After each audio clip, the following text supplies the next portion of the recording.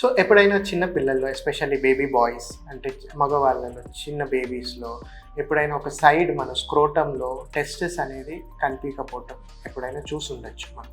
So ఇదేంటి, దీని గురించి మనం ఇప్పుడు తెలుసుకుందాం.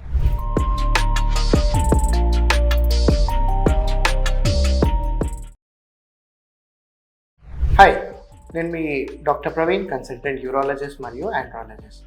సో ఎప్పుడైతే టెస్టిస్ మన ఒక సైడ్ స్క్రోటంలో టెస్టిస్ అనేది యాబ్సెంట్ ఉంటే దీన్ని అన్డిసెండెడ్ టెస్టిస్ అంటారు. సో దీనికి మెనీ కారణాలు ఉండొచ్చు, అంటే ఆ టెస్టిస్ లేకపోవడానికి కూడా చాలా కారణాలు ఉండొచ్చు. బట్ మేజర్గా మనం ఏంటంటే అన్డిసెండెడ్ టెస్టిస్ అంటాం. దీనికి ఏం చేయాలి? సో అన్డిసెండెడ్ టెస్టిస్ ఉన్నప్పుడు మనం 6 months దాకా అయితే ఫస్ట్ ఒక యూరాలజిస్ట్ దగ్గరికి తీసుకొని వెళ్తే ఆయన ఎగ్జామిన్ చేస్తారు. ఆ టెస్టిస్ అనేది ఎక్కడ ఉందా అనేది తెలుసుకుంటారు.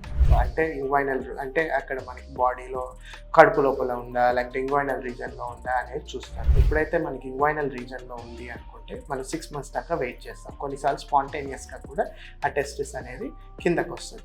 6 months తర్వాత కూడా రాకపోతే అది సీరియస్ అనమాట. మనం వెంటనే ఫర్దర్ ప్లానింగ్ చేసుకోవాలి. సో కిందకి రానప్పుడు టెస్టిస్ 6 months తర్వాత మనం ఏంటంటే అది అసలు ఫస్ట్ లొకేషన్ చెక్ చేసుకొని దాన్ని మనం కిందకి తీసుకురావడానికి ప్రొసీజర్ని ప్లాన్ చేసుకోవాలి. దీన్ని ఆర్కిడోపెక్సీ సర్జరీ అంటారు.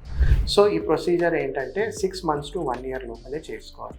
ఎందుకు 6 months to 1 year లోపల చేసుకోవాలి అంటే ఈ 6 months to 1 year లోపల చేయకపోతే మనకి హార్మోన్ ప్రొడక్షన్ అనేది ఎఫెక్ట్ అవుతుంది ఆ సైడ్ టెస్టిస్లో.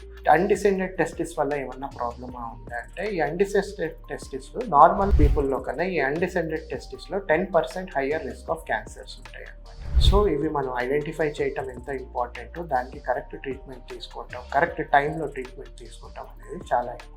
ఎప్పుడైతే మీ బేబీని మనం ఆడిస్తున్నప్పుడు ఎప్పుడైనా మనకు ఒక సైడ్ టెస్టిస్ కనిపించకపోతే మనం దాన్ని నెగ్లెక్ట్ చేయకుండా వెంటనే ఒక యూరాలజిస్ట్ని కన్సల్ట్ అవుతే రైట్ ట్రీట్మెంట్ తీసుకోవచ్చు. Thank you.